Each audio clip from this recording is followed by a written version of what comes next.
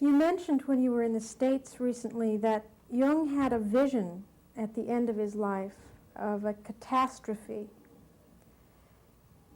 Can you speak about that a little bit? It was a world catastrophe. I don't want to speak much about it, but he tried to convey to his family some things, and when he was right dying, and they didn't get the point, so he called for me, but they wouldn't call me.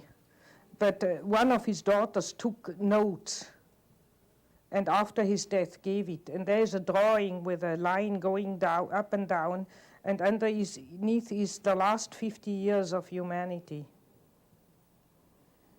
And some remarks about a final catastrophe being ahead.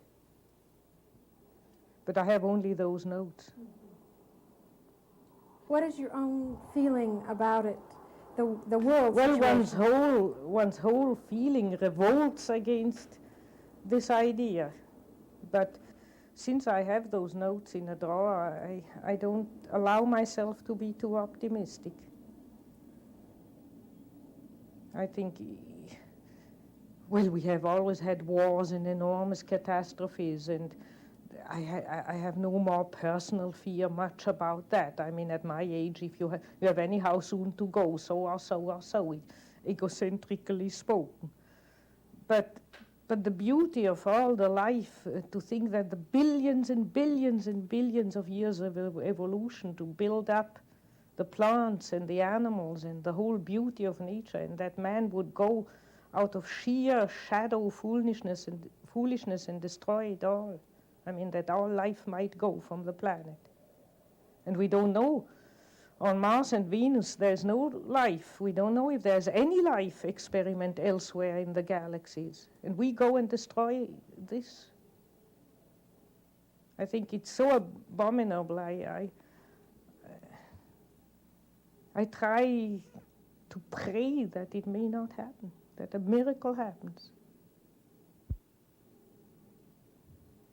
Do you find that young people that you see now are aware of that it's in their consciousness? Yes, it's partly in their unconscious and partly in their consciousness, and I think in a very dangerous way, namely in a way of giving up and running away into a fantasy world. You know, when you study science fiction, you see there's always the fantasy of escaping to some other planet and begin anew again, which means give up the battle on this earth. Look, consider it hopeless and give up. And a sort of defeatism.